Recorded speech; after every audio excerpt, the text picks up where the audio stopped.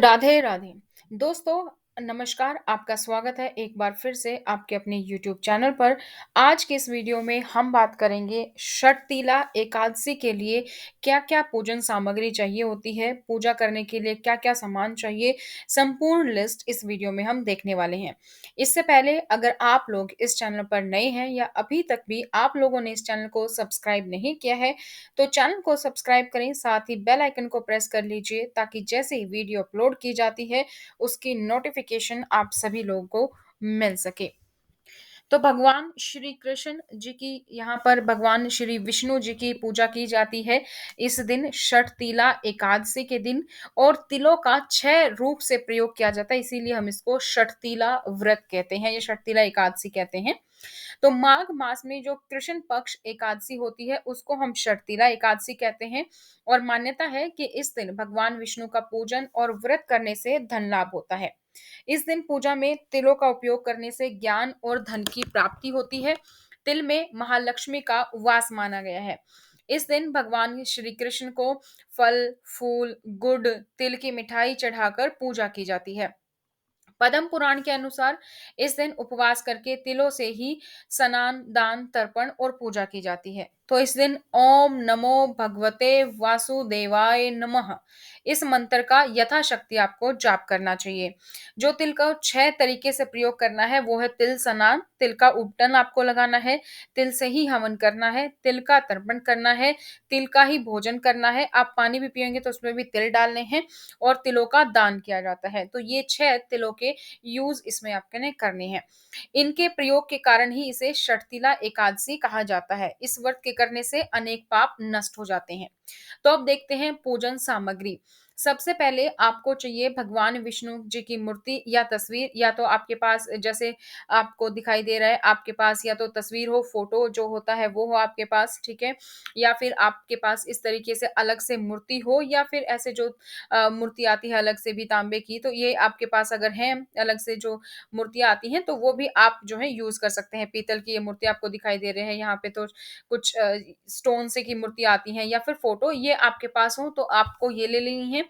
अगर by chance आपके पास भगवान विष्णु जी की मूर्ति नहीं है, तो आपके पास कृष्ण कन्हैया जी की हो क्योंकि भगवान कृष्ण भी विष्णु जी का ही रूप है और अगर आपके घर में ठाकुर जी महाराज जो आप कृष्ण को पूजते हैं, तो वो भी आप ले सकते हैं, उनको भी आप पूजा करें। तो इन तीनों में से आप कुछ भी यूज़ कर सकते हैं। भगवान विष्णु का कोई भी रूप के में आपके पास मूर्ति है, तो आप उसे इस्तेमाल करें। उसके बाद सबसे पहले पंचामृत से स्नान करवाया जाता है। अगर जैसे फ़ोटो है, तो फ़ोटो पे आप सिर्फ़ गंगा जल का छींटा लगा सकते हैं, पंचतंत्र का थोड़ा-सा छींटा लगा सकते हैं, उसके बाद गंगा जल से आप साफ़ कर सकते हैं। इसी तरीके से मूर्ति अगर आपने ली है, तो आपको पंचामृत से स्नान करवाना है। पंचामृत यानी कि कच्चा दूध चाहिए, दही चाहिए, घी, चीनी और शहद का मिश्रण होना चाहिए। क्योंकि ये षटतिला एकादशी है, तो इसमें थोड़े से तिल भी ज़रूर डालें स्नान करवाएँ और पंचामृत से स्नान करवाने के बाद उसके बाद आप सादे जल या गंगा जल से स्नान करवाएँगे और सही अच्छे से कपड़े से स्वच्छ कपड़े से उसे पोंछ लेंगे मूर्ति को। मूर्ति को अब रखने के लिए सबसे पहले हमें कुछ पाटा चाहिएगा, तो ये आप देख सकते हैं लकड़ी का पाटा, इस पर आप लाल रंग का या पीले रंग का क्योंकि भगवान विष्णु को पीला रंग ज़्यादा प्रिय है, तो पीले रंग का भी आप इस पे कपड़ा बिछा सकते हैं, पीले रंग का नहीं है तो लाल रंग का आप कपड़ा बिछा लीजिए, चौकी आपके पास जो भी हो, उसको आप अच्छे से सजा सकते हैं। तो इस तरीके से आपको सबसे पहले चौकी लेनी है, उसके बाद तिलों का प्रयोग सबसे ज़्यादा होगा इस पूजा में। तो अगर आपके पास काले तिल हैं या फिर व्हाइट तिल है, दोनों में से अगर कोई भी आपके पास काले या सफ़ेद तिल है, वो आप इसमें प्रयोग करें। आप जब पाटे पर भगवान जी की मूर्ति रखेंगे, तो उसके नीचे भी आपको तिल रखने हैं। कलश की स्थापना करते हैं, वहाँ पे भी आपको तिल रखने हैं। जहाँ पर आप जोत लगाएँगे, धूप बत्ती करेंगे, वहाँ पर भी आपको तिल रखने हैं और सबसे पहले भगवान गणेश जी को बैठाते हैं, तो वहाँ पर भी तिल रखने हैं। तो हर जगह पे तिल का जो है इसमें यूज़ होगा। उसके बाद भगवान पर चढ़ाने के लिए आपको फूल चाहिए। फूल अगर पीले रंग के आपको मिले तो बहुत ही अच्छी बात है, पीले, सफ़ेद रंग के और फूलों की माला आप ले लें जो भगवान पर आप चढ़ाएँगे तो वो ज़रूरी है। उसके बाद कलश स्थापना। देखिए कलश स्थापना हमारे यहाँ पर 2 तरीके से की जाती है। तो एक को तो हम नारियल स्थापित करते हैं, तो ये हम बोलते हैं प्रॉपर जो हमारा कलश होता है। अगर आप या आप नारियल स्थापना करते आते हैं किसी भी पूजा में या आप यूज़ करते हैं इसी तरीके से एकादशी में, तो आप ये करें या फिर आप नॉर्मल जो घरों में कलश स्थापना करके जब हमारी जैसे जब नवरात्रे रखते हैं तो प्रॉपर ऐसे नारियल रख के कलश स्थापना की जाती है। तो अगर आप जैसे नॉर्मल है तो आप यहाँ पे कलश रखेंगे, कलश में आप थोड़े से तिल, 1 सिक्का, ठीक है? दुर्वा आप डाल लेंगे इसमें, आप इसमें इलायची, सुपारी ये सब इसमें आप डाल लेंगे कपूर और इसमें आप थोड़ा-सा गंगा जल डालेंगे और उसके बाद आपको आम के पत्ते या फिर आपको अगर आम के पत्ते आपके आस-पास नहीं है तो आप इस पिक्चर में देखेंगे ये अशोक के पत्ते आप जो है यूज़ कर सकते हैं। उसके ऊपर कोई आप बर्तन ले लीजिए, बर्तन में फिर से आप उसमें तिल का भर लीजिए और आप ऊपर जोत लगा सकते हैं और कलश जो स्थापित किया उसके नीचे भी आपको तिल रख के स्थापित करना है। तो वो तो हो गई कलश स्थापना जिसको हम यहाँ पर बोलते हैं ज्योति कलश हम इसको बोलते हैं, तो वो स्थापित करें या फिर नारियल स्थापित जैसे भी आप करते हैं वैसे ही। उसके बाद आप अलग से एक धूप लगाएँगे, एक जोत लगाएँगे, ठीक है? इस तरीके से आपके पास अगर है जो आती है जोत पीतल की तो वो आप ले सकते हैं या मिट्टी का दिए में भी आप लगा सकते हैं या फिर आप जो आरती करते हैं वो कपूर से भी आरती कर सकते हैं। तो कुछ भी आप जो भी यूज़ करते हैं वो आप यूज़ करें। तो कलश पे तो आपने लगाई लगाई है, एक ज्योति आप अलग से भी एक जोत आप लगाएँगे, दीपक अलग लगाएँगे घी का। ये घी का आपको लगाना है। उसके अलावा आप धूप, अगरबत्ती यूज़ करते हैं वो आप लगा सकते हैं। ठीक है? भगवान को आप पान, सुपारी भी चढ़ा सकते हैं इसमें प्रयोग कर सकते हैं। मैंडेटरी नहीं है लेकिन अगर आप कर पाएँ तो पान, सुपारी जो है वो आप चढ़ाएँ। उसके बाद क्योंकि भगवान विष्णु का पूजा होती है षटतिला एकादशी में, तो उनको पीला रंग ज़्यादा पसंद है। तो अगर आपके पास पीला चंदन है, इस तरीके से आप देखेंगे तो मार्केट में इस तरीके से चंदन टीका मिलता है या फिर अगर आपके पास ऐसा चंदन है तो आप इसको घिस कर लगा सकते हैं। यह एक अष्टगंध होता है, ये भी पीला चंदन होता है, इसमें 8 चीज़ें मिली होती हैं, तो आप इससे तिलक कर सकते हैं। अगर आपके पास इनमें से कुछ नहीं है, तो आप हल्दी को भी यूज़ कर सकते हैं, हल्दी भी पीले रंग की है।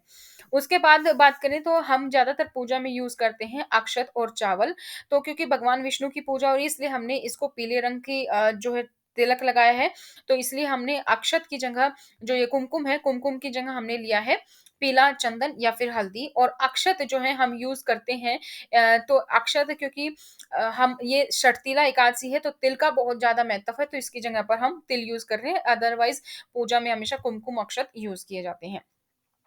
उसके बाद अगर हम बात करें कि क्या चाहिए तो इसमें तिल का जैसे कि हमने पहले ही बताया तिल का बहुत महत्व है, तो तिल से बनी मिठाइयाँ आप भगवान को ज़रूर चढ़ाएँ।